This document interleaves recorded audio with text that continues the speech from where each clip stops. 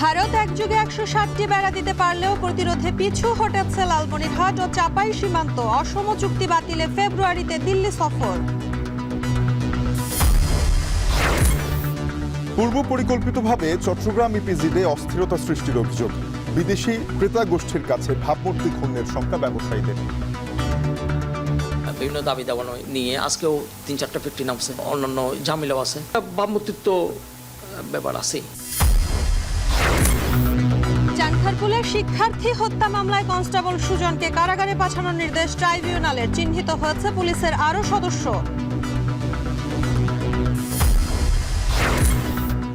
মাত্র ৮ মিনিটে রাজধানীর সীমান্ত সম্ভারে দুটি স্বর্ণের দোকান লুট। এখনো লাপাত্তা চক্রের ৫ সদস্য। ২০০ ভরি স্বর্ণের খোঁজে চলছে অভিযান।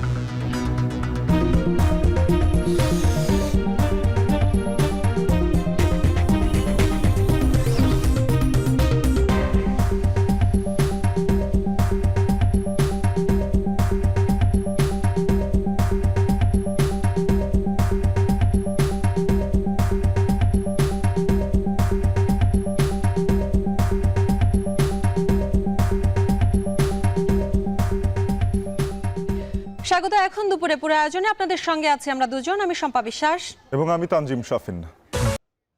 এতক্ষণ প্রধান প্রধান শিরোনামগুলো জানাচ্ছিলাম। এছাড়া আরো যা থাকছে: নাজমুল হোসেন শান্তকে অধিনায়ক করে চ্যাম্পিয়ন ট্রফির দল ঘোষণা। ১৫ সদস্যের স্কোয়াডে জায়গা হয়নি লিটন, হাসান মাহমুদ, শরীফুল এবং আফিফ হোসেনের।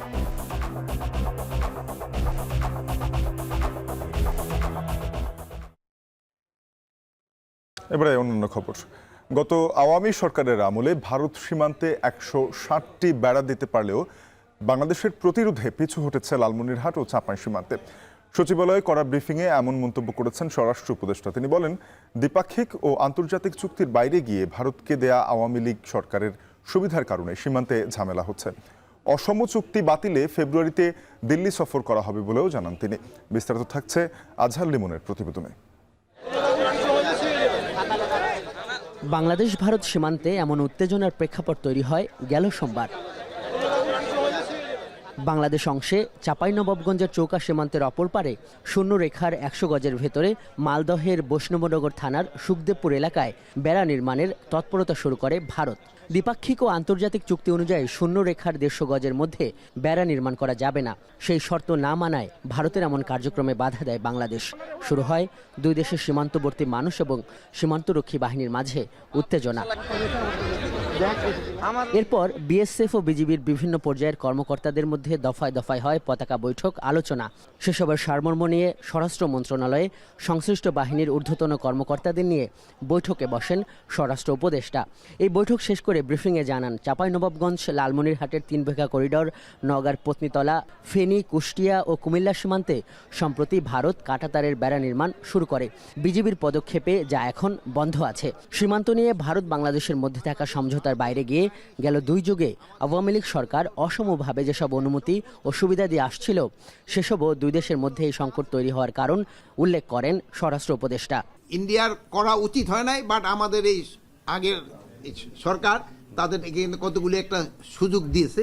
এই সুযোগের ভিতরে এলো তারা প্রায় ১৬০টা স্থানে মানে এক লেয়ার এলা কাঁটাতারের বেড়া দিছে, একটা ঝামেলা আছে। তারপর আবার ৭৮টা স্থানে এখন পর্যন্ত আরেকটা ঝামেলা রয়ে গেছে।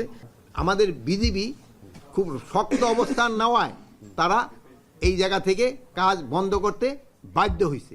এই উপদেষ্টা জানান, আওয়ামী লীগ সরকার ক্ষমতা গ্রহণের পর ২০১০ সাল থেকে ২০২৩ সালের মধ্যে বাংলাদেশ ভারত সীমান্তের অন্তত ১৬০টি স্থানে অসম বেড়া দিয়েছে ভারত। প্রশ্ন ছিল, ভারতকে দেয়া এসব অবৈধ সুবিধা বাতিলে উদ্যোগ নেবে কি এই সরকার?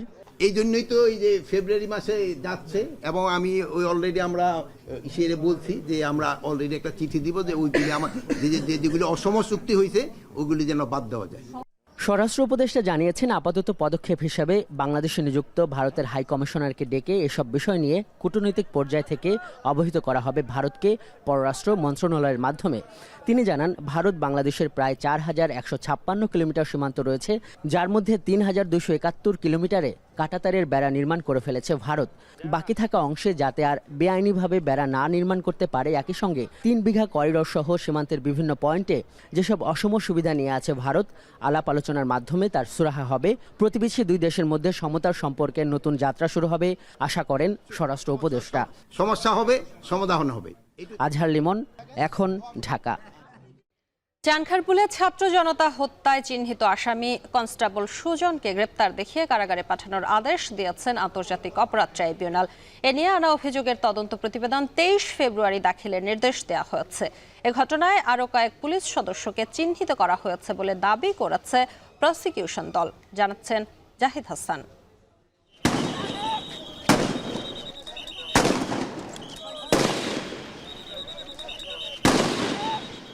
জুলাই অভ্যুত্থানের ধারাবাহিকতায় আগস্টের 3 তারিখ শেখ হাসিনা সরকারের পতনে এক দফা দাবির ঘোষণা আসে কেন্দ্রীয় শহীদ মিনার থেকে।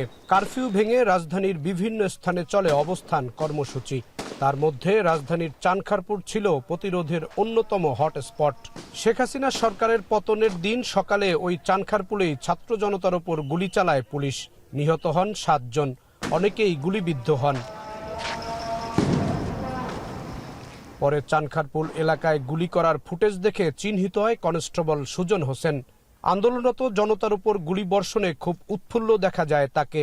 ঠান্ডা মাথায় তিনি গুলি করে 7 জনকে হত্যা করেছেন বলে অভিযোগ আনা হয়েছে। এই ঘটনার ফুটেজ সংগ্রহ করে আন্তর্জাতিক অপরাধ ট্রাইব্যুনালে মামলা দায়ের করা হয়। 1 জানুয়ারি সুজনকে গ্রেফতারের নির্দেশ দেওয়া হয়েছে। রোববার সকালে ট্রাইব্যুনালে হাজির করা হয় কনস্টেবল সুজনকে।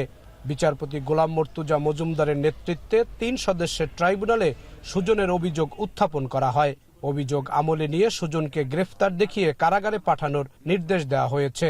অন্য মামলায় সে আটক ছিল, সেইখানে গত 1 জানুয়ারি তাকে গ্রেফতার করার জন্য মাননীয় ট্রাইব্যুনালে পিটিশন দেওয়া হয়েছিল। মাননীয় ট্রাইব্যুনাল প্রাথমিক পর্যায়ে তার প্রোডাকশন ওয়ারেন্ট দিয়ে আজকে নিয়ে এসছেন এবং আজকে ডিটেনশনের আদেশ দিয়েছেন। পরবর্তী তারিখ হচ্ছে 23 ফেব্রুয়ারি। 5 আগস্টে চানখারপুলে 7 জন হত্যার ঘটনায় পুলিশের আরও কয়েকজনকে চিহ্নিত করার কথা জানিয়েছেন ট্রাইব্যুনালের প্রসিকিউশন টিম। শাহবাগ থানার মামলায় গ্রেপ্তার করা হয়েছিল। পরবর্তীতে আমরা 1/1/2025 তারিখে প্রোডাকশন ওয়ারেন্ট ইস্যু করার জন্য অ্যাপ্লিকেশন দিয়েছিলাম। মাননীয় ট্রাইব্যুনাল সেটা মঞ্জুর করেছিলেন এবং সে মতে আজকে কনস্টেবল সুজন হাজির হয়েছে এবং ট্রাইব্যুনাল তাকে কারাগারে পাঠানোর নির্দেশ দিয়েছেন। প্রাথমিকভাবে সুজন হোসেনকে সেদিন অত্যন্ত অ্যারোগ্যান্ট, অত্যন্ত উৎফুল্ল চিত্ত মনে হয়েছিল। তাকে গ্রেপ্তার করা হয়েছে এবং আমরা এটা তদন্ত করছি যে ওই ঘটনার সময়ে আরও কারা কারা জড়িত ছিল সেটা আমরা ফাইন্ড আউট করার চেষ্টা করছি। আগামী 23 ফেব্রুয়ারি এই মামলার তদন্ত প্রতিবেদন দাখিল করার নির্দেশ দিয়েছে ট্রাইব্যুনাল। জাহিদ হাসান, এখন, ঢাকা। যুক্তরাজ্যের সিটি মিনিস্টার টিউলিপ সিদ্দিককে বরখাস্ত করতে প্রধানমন্ত্রী কিয়ার স্টারমারের প্রতি আহ্বান জানিয়েছেন দেশটির প্রধান বিরোধী দল কনজারভেটিভ পার্টির প্রধান কেমি ব্যাডেনচ। মূলত বাংলাদেশে আর্থিক দুর্নীতির মামলা তদন্তে যুক্তরাজ্যের এই মন্ত্রী ব্যাপক চাপে রয়েছেন। এমনকি দুর্নীতির দায়ে মন্ত্রিত্ব ছাড়তেও ক্রমবর্ধমান চাপ রয়েছে টিউলিপের ওপর। বিরোধী দলের প্রধান কেমি ব্যাডেনচের দেয়া টুইটের বরাত দিয়ে রোববার এই তথ্য জানিয়েছে বিবিসি সহ বিভিন্ন আন্তর্জাতিক সংবাদ মাধ্যম। টিউলিপ সিদ্দিক মূলত ব্রিটেনের ক্ষমতাসীন লেবার পার্টির মন্ত্রিসভার সদস্য। তার কাজ যুক্তরাজ্যের অর্থবাজারের দুর্নীতি সামাল দেয়া। কিন্তু বাংলাদেশে ক্ষমতাচ্যুত প্রধানমন্ত্রী শেখ হাসিনার আমলে অবকাঠামোগত উন্নয়ন ব্যয় থেকে 3.9 বিলিয়ন পাউন্ড আত্মসাতের অভিযোগে তদন্তে টিউলিপের নাম আসায় তাকে বরখাস্তের দাবি জোরালো হচ্ছে।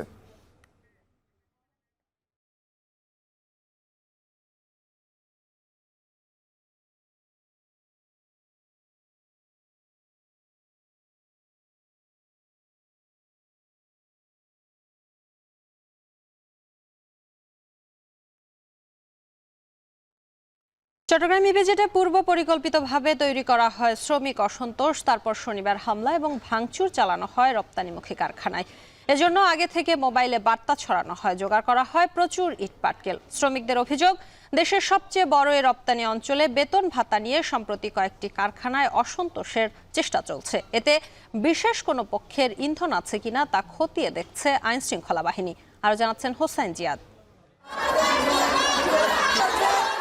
শনিবার শ্রমিকদের অতর্কিত হামলায় ধ্বংসস্তূপে পরিণত হয় শতভাগ রপ্তানিমুখী কারখানা জেএমএস। চারপাশে ছড়িয়ে ছিটিয়ে আছে কাঁচ, চেয়ার, টেবিল ও মূল্যবান যন্ত্রপাতি। ঘণ্টাব্যাপী চারপাশ থেকে কারখানাটিতে ভাঙচুর চালায় মেরিকো নামে আরেকটি কারখানার শত শত শ্রমিক। সিসিটিভি ক্যামেরার ফুটেজে দেখা যায় হঠাৎ দুই পাশ থেকে দৌড়ে এসে কারখানাটি ঘিরে আক্রমণ শুরু হয়। শ্রমিকদের দাবি, রপ্তানিমুখী দেশের বৃহৎ এ শিল্পাঞ্চলকে হঠাৎ অস্থিতিশীল করতেই পরিকল্পিতভাবে এ হামলা চালানো হয়েছে। ঘটনাস্থলে দেখা যায় সড়কে পড়ে আছে কয়েক হাজার ইটের টুকরো, যা আগে থেকে জমা করা। বালতি ভরে এসব ইটের টুকরো নিয়ে আসা হয়। শ্রমিকদের একটি পক্ষের ফেসবুক চ্যাটিংয়ে উঠে আসে শনিবারে হামলা চালানোর কথোপকথন। শ্রমিকদের অভিযোগ, আগের মীমাংসিত বিষয় নিয়ে শনিবার হঠাৎ হামলা করা সম্পূর্ণ পরিকল্পিত। শুধু এই দুই কারখানায় নয়, বেতন ভাতা নিয়ে ইপিজেডে আরও কয়েকটি কারখানায় আন্দোলন করার চেষ্টা করছে শ্রমিকরা। 9 দফা দাবি নিয়ে প্রত্যেকটা ফ্যাক্টরিতে কম বেশি আন্দোলন হচ্ছে। তো আমাদের বুধবারে এই ধরনের ইস্যু নিয়ে আমাদের ফ্যাক্টরিতে আন্দোলনের মতো করছিল। 8:30টার দিকে ওদের প্ল্যানিং মতো ওরা হামলা শুরু করে দিয়েছে। যারা পরিকল্পনা নিয়েছে কালকে শুক্রবার পরিকল্পনা করে নিয়ে এই ফলাফল আজকে ঢুকেছে। শ্রমিক ও কারখানা কর্তৃপক্ষের সাথে কথা বলে জানা যায় এ ঘটনা আরও ভয়াবহ আকার ধারণ করতে পারত। ভয়াবহ রকম ভাঙচুর হামলা তো হয়েছে এই কারখানাগুলোতে। তবে একটি বিষয় খুবই গুরুত্বপূর্ণ, কারণ এখানে যারা শ্রমিক আছেন এবং কর্মকর্তা আছেন তারা বলছিলেন যে হামলার সময় এখানে যে গ্যাসের লাইন, বয়লারের যে লাইনটি ছিল সেই লাইনটি খুলে দেওয়া হয়, এতে কিছুটা গ্যাস ছড়িয়ে পড়ে এবং ঠিক সে সময় আগুন ছুড়ে মারে বাইরে থেকে দুর্বৃত্তরা। ফলে এই ঘটনাটিকে কারো ইন্ধন থাকার একটি প্রবল সম্ভাবনার কথা বলছেন এখানে যারা দায়িত্বরত আছেন শ্রমিক তারা, এবং তারা এই বিষয়টি আসলে খতিয়ে দেখার দাবি জানিয়েছেন। এ সময় তারা জানালায় টেবিল ঠেকিয়ে ও ফায়ার পাইপে পানি ছিটিয়ে বাইরে থেকে আসা আগুনের শিখা প্রতিরোধের চেষ্টা করেন। তা না হলে আগুন ধরে যেত পুরো কারখানায়, যেটিকে নাশকতার চেষ্টা বলছেন তারা।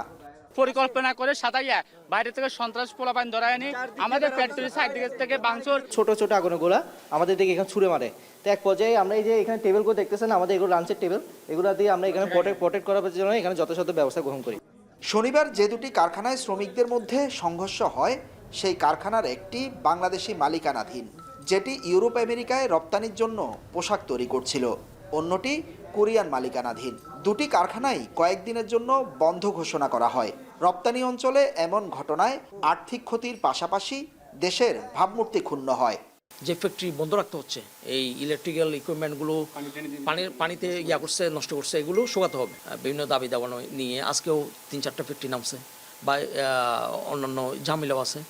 সেক্ষেত্রে আসলে একটা ভাবমূর্তিত্ব ব্যাপার আছেই। তুচ্ছ ঘটনা নিয়ে এত বড় সংঘর্ষকে সন্দেহের চোখে দেখছে আইনশৃঙ্খলা রক্ষাকারী বাহিনীও। সিইপিজেডে শ্রমিক অসন্তোষে কারো ইন্ধন আছে কিনা তা খতিয়ে দেখা হচ্ছে বলে জানায় সেনাবাহিনী। দুই গার্মেন্টস কর্তৃপক্ষকেই তাদের ডাকা হয়েছে আমাদের ইপিজেড অফিসে। তাদের সাথে আমাদের পুরো ঘটনার ভেতরের বা পিছনে কারো কোনো ইন্ধন আছে কিনা বা এগুলোর সূত্রপাত কি, এগুলো আমরা আরও ডিটেলসে গিয়ে বিস্তারিত আলাপ আলোচনা করব এবং এগুলোর সমাধান যাতে পরবর্তীতে এইসব ঘটনা পুনরায় না হয়, এগুলোর জন্য আমরা এটার সমাধানগুলো বের করব। সরকারি সংস্থা আছে তারা কাজ করছে, এটা নিয়ে দেখা যায় যদি করে দিতে হয় তাহলে তখন সময় মতো আবার বলা জানানো যাবে। মালিক পক্ষ এবং তাদের ফ্লোরে যারা ফ্যাক্টরি চালায় এদেরকে নিয়ে মিটিং করবো যাতে এটা আর না বাড়ে, কারণ এখানে কোনো মূল কোনো ইস্যু নাই। সমস্ত তুচ্ছ ঘটনাকে নিয়ে তাদের এই বন্ধ করবো। 1983 সালে প্রতিষ্ঠিত দেশের প্রথম ইপিজেডে 501টি শিল্প প্লটে দেশি বিদেশি কারখানায় কাজ করে প্রায় 2 লাখ শ্রমিক, যেখানে বার্ষিক উৎপাদনের পরিমাণ $40 বিলিয়ন। হোসাইন জিয়াদ, এখন চট্টগ্রাম। মাত্র 8 মিনিটে সীমান্ত সম্ভার থেকে 2টি স্বর্ণের দোকান লুট করে অপরাধীরা। 250 ভরি স্বর্ণের মধ্যে এখনও হদিস মেলেনি 200 ভরি স্বর্ণের। এ ঘটনায় 3 জনকে আটকের পর 50 ভরি স্বর্ণ উদ্ধার করা গেলেও চক্রের 5 সদস্য লাপাত্তা। এ ঘটনার পেছনে কোনো শীর্ষ সন্ত্রাসীর হাত রয়েছে কিনা তা খতিয়ে দেখছে গোয়েন্দা সংস্থারা। আরিফ হোসেনের প্রতিবেদনে থাকছে বিস্তারিত।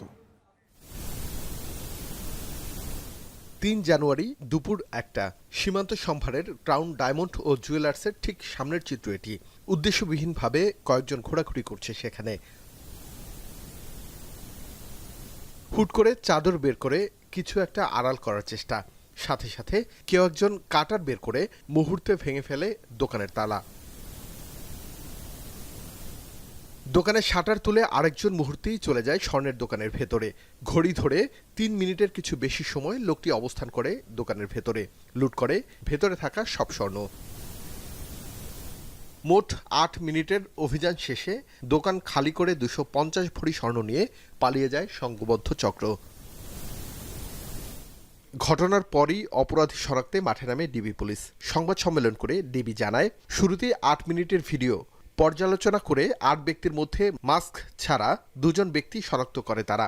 শুরু হয় অভিযান। প্রথমেই কক্সবাজার থেকে চট্টগ্রামে আসা চোর চক্রের এক সদস্যকে গ্রেফতার করে ডিবি।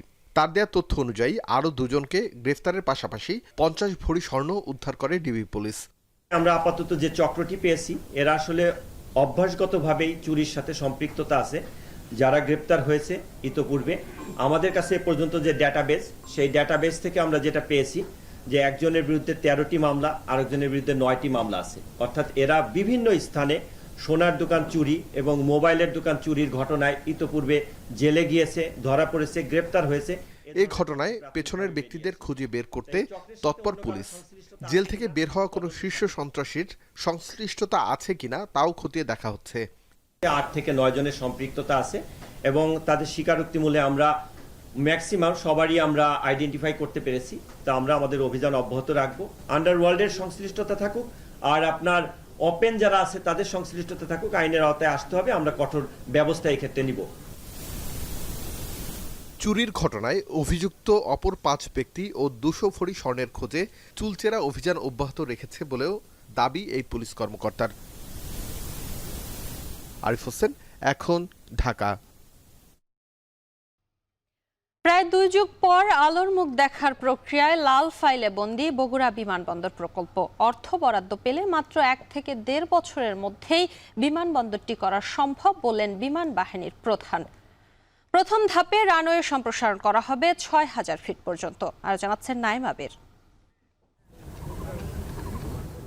4700 ফিট দৈর্ঘ্যের রানওয়ে, পূর্ণাঙ্গ কন্ট্রোল টাওয়ার আর টার্মিনাল ভবন আছে বগুড়া এয়ারফিল্ডের। 2000 সালে এই প্রকল্পের কাজ শেষ হলেও এখান থেকে ওড়েনি কোনো বাণিজ্যিক বিমান। পরে রক্ষণাবেক্ষণের জন্য 2001 সালে বিমান বাহিনীর অধীনে দিয়ে দেওয়া হয় এই এয়ারফিল্ডটিকে। তারপর থেকে বিমান বাহিনীর পাইলট ট্রেনিং এর জন্য ব্যবহৃত হয়ে এসছে এটি। যদিও গেল সরকারের সময় এটিকে বিমানবন্দরে উন্নীত করতে একাধিক উদ্যোগ নেওয়া হলেও রাজনৈতিক কারণেই আটকে গেছে বারবার। পট পরিবর্তনের পর ফের শুরু হয়েছে প্রায় 2 যুগ অবহেলায় পড়ে থাকা এয়ারফিল্ডটিতে বাণিজ্যিক বিমান চলাচলের প্রক্রিয়া। রোববার সকালে বিমান বাহিনীর প্রধান ও বেসামরিক বিমান চলাচল কর্তৃপক্ষের চেয়ারম্যান এয়ারফিল্ডটি পরিদর্শনে আসেন। তাদের সামনে তুলে ধরা হয় বর্তমান রানওয়ের অবস্থা আর বাণিজ্যিক বিমান চলাচলের উপযোগী করতে কি করতে হবে। এরপর গণমাধ্যমে বিমান বাহিনী প্রধান জানান, এয়ারফিল্ডটিকে অভ্যন্তরীণ বিমান চলাচলে উপযোগী করবার পরিকল্পনা। বলেন, প্রথম ধাপে রানওয়ে সম্প্রসারণ করা হবে 6000 ফিট পর্যন্ত। এটা অলরেডি একটা এয়ারফিল্ড, খালি রানওয়ে লেনটা ছোট। আমরা ইচ্ছা করলে এখনো আমার ছোট বিমান নামাতে পারি। তো ইমিডিয়েটলি আমার যেটা দরকার হচ্ছে রানওয়ে রিকার্পেটিং করা, যেটা রানওয়ে যেটা আছে এটাকে ব্যবহারযোগ্য করে ফেলবো আমরা। তারপরে এক্সটেনশন হচ্ছে বড় একটা ব্যাপার। সো ব্যবহারযোগ্য করার জন্য ওরা প্রস্তুত আছে এবং আমরা ইনশাল্লাহ অচিরে এটুকু শুরু করবো। এটা এয়ারফিল্ডটিকে অভ্যন্তরীণ ফ্লাইট চালুর উপযোগী করতে কত সময় লাগবে এমন প্রশ্নের উত্তরে এয়ার চিফ বলেন, অর্থ বরাদ্দ পেলে মাত্র 1 থেকে 1.5 বছরের মধ্যেই বিমানবন্দরে উন্নীত করা সম্ভব। এটাকে যদি আমরা বড় বিমান বা 737 লেভেলের আনতে চাই তাহলে 8000 ফিট রানওয়ে লাগবে এবং আরো বড় আনলে 10000 ফিট রানওয়ে লাগবে। সো ওইগুলি পরবর্তীতে কথা। 6000 ফিট রানওয়ে করতে আমরা যদি ফান্ডিং এবং সরকারের অনুমোদন পাই তাহলে ইনশাল্লাহ এটা 1 থেকে 1.5 বছরের মধ্যেও করা সম্ভব বলে আমি আমার একটা ধারণা এটা। খুব শীঘ্রই এয়ারফিল্ডটির রানওয়ে সক্ষমতা বৃদ্ধির পাশাপাশি জমি অধিগ্রহণ প্রক্রিয়া শুরু হবে। বগুড়া এয়ারফিল্ডের এই রানওয়েটি যে দেখা যাচ্ছে তার দৈর্ঘ্য 4700 ফিট। বাংলাদেশে বাকি যে অভ্যন্তরীণ বিমানবন্দরগুলো রয়েছে এবং সেখানে যে এয়ারলাইন্সগুলো ফ্লাইট পরিচালনা করে তার মধ্যে অন্যতম এটিআর 7-500 এবং এটিআর 7-600। আর বিমান বাংলাদেশ এয়ারলাইন্স তার অভ্যন্তরীণ রুটগুলোতে ফ্লাইট অপারেট করে -8 দিয়ে। এই 3 ধরনের মডেলের যে উড়োজাহাজগুলো রয়েছে সেই উড়োজাহাজ এর জন্য রানওয়ে সক্ষমতার প্রয়োজন হয় কমপক্ষে 5000 ফিট। সুতরাং বোঝাই যাচ্ছে এই এয়ারফিল্ডটিতে অভ্যন্তরীণ ফ্লাইট পরিচালনা করবার জন্য প্রয়োজন হবে রানওয়ে সক্ষমতা বাড়ানো এবং একই সাথে রানওয়ের চারদিকে জমি অধিগ্রহণ। এরপরেই এখানে চালানো যাবে অভ্যন্তরীণ বাণিজ্যিক ফ্লাইট। বগুড়ার এয়ারফিল্ড থেকে নাইম আবির, এখন বগুড়া। এখন দুপুরে একটা বিরতি নিচ্ছি, ফিরছি একটু পর। এনআইডি কার্যক্রম স্বরাষ্ট্র মন্ত্রণালয়ে নিয়ে যাওয়া কমিশনের সাংবিধানিক দায়িত্বের সাথে সাংঘর্ষিক মন্তব্য করে নির্বাচন commissioner brigadier general Mohammad Sanaullah জানিয়েছেন, এনআইডি আইন 2023 বাতিলে চিঠি দেয়া যাচ্ছে কমিশন।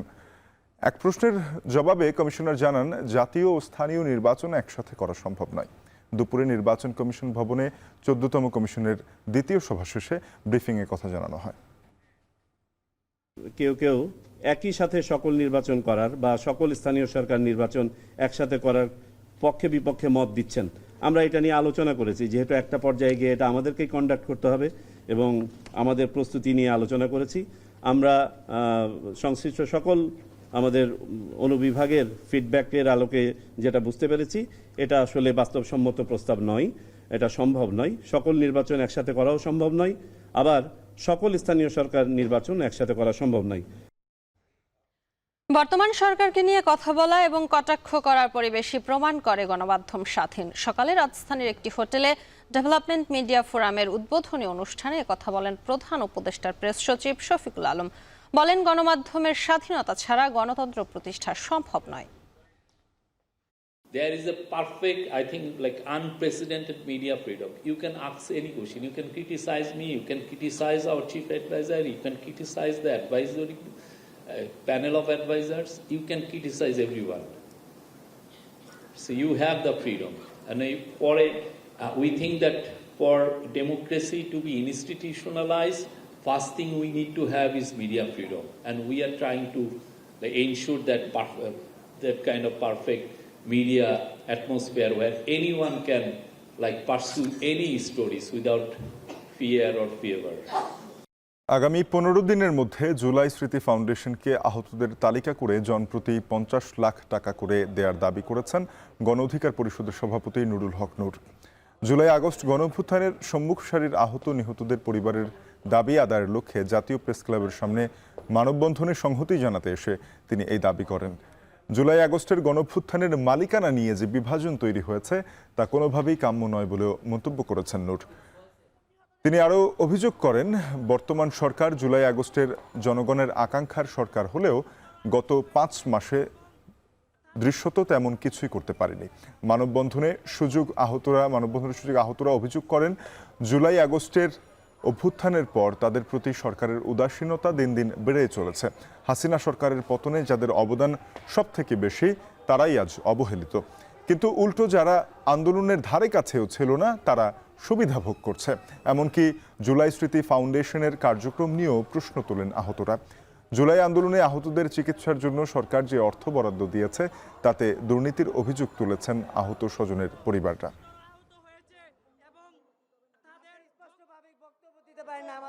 3 লক্ষ, আবার কেউ কেউ বলছেন যে 30 লক্ষ।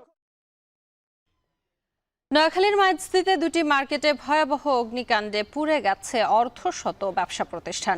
আগুন লাগার পর দোকান থেকে লুটপাটের অভিযোগ করেন অনেকে। পাশাপাশি ফায়ার সার্ভিসের গাফিলতিতে আগুন নেভাতে দেরি হয় বলেও অভিযোগ তাদের। সব মিলিয়ে 30 কোটি টাকার ক্ষয়ক্ষতির দাবি করছেন ব্যবসায়ীরা। বিস্তারিত প্রতিবেদনে। শনিবার রাত 11:30টায় আগুন লাগে নোয়াখালীর মাইজদীর নূপুর ও হকার্স মার্কেটে। পুড়ে যায় অর্ধশত দোকান।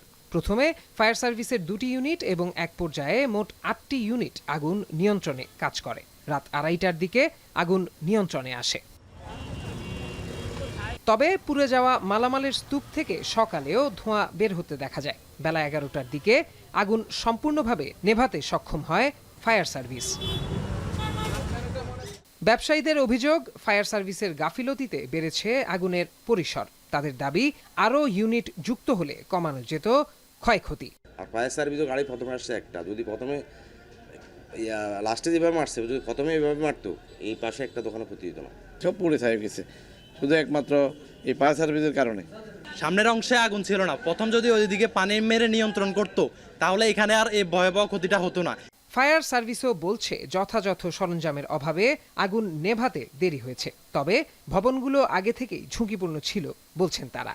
বিশেষ পানিবাহী গাড়ি আছে, সেই ধরনের একটা গাড়ি যদি আমাদের এখানে থাকতো তাহলে আমাদের জন্য অগ্নি নির্বাপন করতে আরও সুবিধা হতো এবং ক্ষয়ক্ষতির পরিমাণও অনেকটা কমিয়ে আনা সম্ভব হতো। ওনাদের এই মার্কেটগুলিকে পরিদর্শন করে আমি ওনাদের এই মার্কেটগুলি যে অগ্নি ঝুঁকিপূর্ণ তার ব্যানারও আমি লাগিয়ে দিয়েছিলাম। অগ্নিকাণ্ডে পুড়ে ছাই হয়েছে পাইকারি কাপড়, বাইসাইকেল ও জুতার দোকান। এছাড়াও ছাপাখানা, কাগজের গুদাম ও হোটেল সহ প্রায় 50টি দোকানও পুড়ে গেছে। ব্যবসায়ীদের দাবি প্রায় 30 কোটি টাকার ক্ষয়ক্ষতি হয়েছে।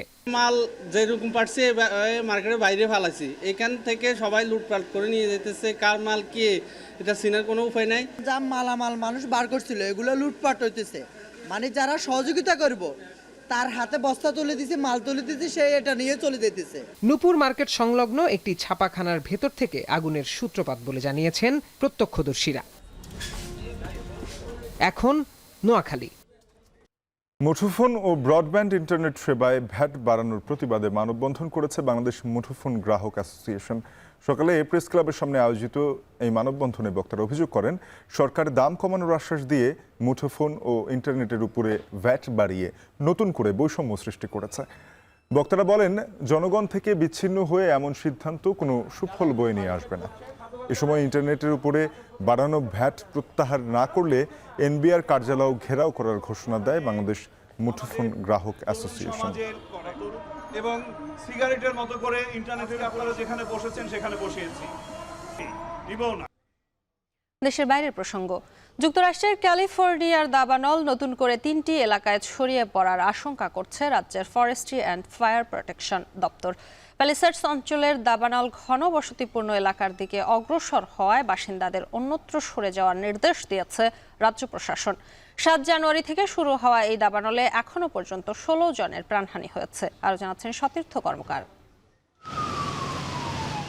প্রকৃতির এই তাণ্ডবের সাথে পেরে উঠছেন না 14,000 দমকল কর্মী। এক রাতের ব্যবধানে আরও 100 একর এলাকা ছাড়িয়েছে ক্যালিফোর্নিয়ার প্যালিসেডস অঞ্চলের দাবানল। টানা 5 দিনের চেষ্টার পরেও দমানো যাচ্ছে না আগুনের এই তাণ্ডব।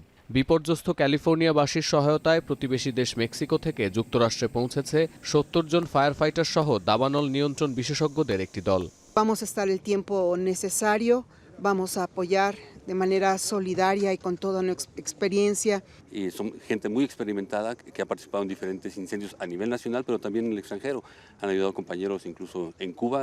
সক্রিয় 6টি দাবানলের মধ্যে 2টির আগুন নিয়ন্ত্রণে এলেও নতুন করে 3টি এলাকায় দাবানল ছড়িয়ে পড়ার আশঙ্কা করছে রাজ্যের forestry and fire protection department. Archer O Lydia অঞ্চলের দাবানল নিয়ন্ত্রণে এলেও সানসেট, উডলে ও অলিভাসের মতো এলাকায় নতুন করে ছড়িয়ে পড়তে পারে আগুন। এছাড়া প্যালিসেডস ও ইটনের প্রায় 90% এলাকা এখনও দাবানলের কবলে। কেনেথ, হার্স্ট, প্যালিসেডস ও ইটন মিলিয়ে দাবানল ছড়িয়েছে 38,276 একরেরও বেশি অঞ্চলে। প্যালিসেডস অঞ্চলের 11% আগুন নিয়ন্ত্রণে আনা সম্ভব হলেও ধীরে ধীরে ব্রেন্টউড ও গেটি সেন্টারের দিকে অগ্রসর হচ্ছে দাবানলটি। শনিবার পর্যন্ত ওই অঞ্চলের 1 লাখেরও বেশি বাসিন্দাকে এলাকা ছেড়ে যাওয়ার নির্দেশ দিয়েছে স্থানীয় প্রশাসন। স্থানীয় নাগরিক সংগঠনের উদ্যোগে উদ্ধার করা হয়েছে 450-রও বেশি গৃহপালিত প্রাণী। আগামী বুধবার পর্যন্ত বাতাসের গতিবেগ অপরিবর্তিত থাকার পূর্বাভাস থাকায় লস অ্যাঞ্জেলেস কাউন্টি জুড়ে দাবানল সতর্কতা জারির পরিকল্পনা করছে দমকল বিভাগ। আর দাবানল পরিস্থিতি পর্যবেক্ষণের জন্য নবনির্বাচিত প্রেসিডেন্ট ডোনাল্ড ট্রাম্পকে আমন্ত্রণ জানিয়েছে এলএ কাউন্টি কর্তৃপক্ষ। Today, I wrote a letter to President-elect Trump inviting him to engage in wildfire recovery efforts and to visit the county to see the impact firsthand that it has on every socioeconomic individual in this county. Los Angeles fire ডিপার্টমেন্টের তথ্য বলছে আগুনে পুড়ে ছাই হয়েছে 12,000-এরও বেশি ঘরবাড়ি এবং অন্যান্য অবকাঠামো। 57,000 অবকাঠামো এখনও আগুনে পড়ার ঝুঁকিতে রয়েছে। আরও অন্তত 1.5 লাখ বাসিন্দাকে অন্যত্র সরানোর প্রয়োজন হতে পারে বলে ধারণা করছে দমকল বিভাগ। আর্থিক ক্ষয়ক্ষতির হিসাবে ক্যালিফোর্নিয়ার ইতিহাসে সবচেয়ে ভয়াবহ এই দাবানলে হতাহতের সংখ্যা আরও বাড়তে পারে বলে আশঙ্কা জানিয়েছেন মার্কিন প্রেসিডেন্ট জো বাইডেন। রাজ্যের বাইরে থেকে উদ্ধারকর্মী ও আগুন নেভানোর সরঞ্জাম আনতে ফেডারেল সরকারের সাথে যোগাযোগ শুরু করেছে ক্যালিফোর্নিয়ার গভর্নর গ্যাভিন নিউসম। ধোঁয়ার কারণে রাজ্য জুড়ে স্বাস্থ্য সতর্কতা জারির পাশাপাশি দাবানল সংক্রান্ত তথ্যের অপপ্রচার ঠেকাতে নতুন ওয়েবসাইট চালু করেছেন তিনি। সতীর্থ কর্মকার, এখন বিশ্ব। এর সাথে শেষ করছি এখন দুপুর। যাবার আগে শিরোনামগুলো আরেকবার। ভারত একযুগে 160টি বেড়া দিতে পারলেও প্রতিরোধে পিছু হটেছে লালমনিরহাট ও চাঁপাই সীমান্তে। অসম চুক্তি বাতিলে ফেব্রুয়ারিতে দিল্লি সফর। পূর্ব পরিকল্পিতভাবে চট্টগ্রাম ইপিজেডে অস্থিরতা সৃষ্টির অভিযোগ। বিদেশি ক্রেতা গোষ্ঠীর কাছে ভাবমূর্তি ক্ষুণ্ণের শঙ্কা ব্যবসায়ীদের। বিভিন্ন দাবি দাবা নিয়ে আজকেও 3-4টা ফ্যাক্টরি নামছে, অন্যান্য ঝামেলাও আছে, ভাবমূর্তির তো ব্যাপার আছে। চানখারপুলে শিক্ষার্থী হত্যা মামলায় কনস্টেবল সুজনকে কারাগারে পাঠানোর নির্দেশ ট্রাইব্যুনালের। চিহ্নিত হয়েছে পুলিশের আরও সদস্য।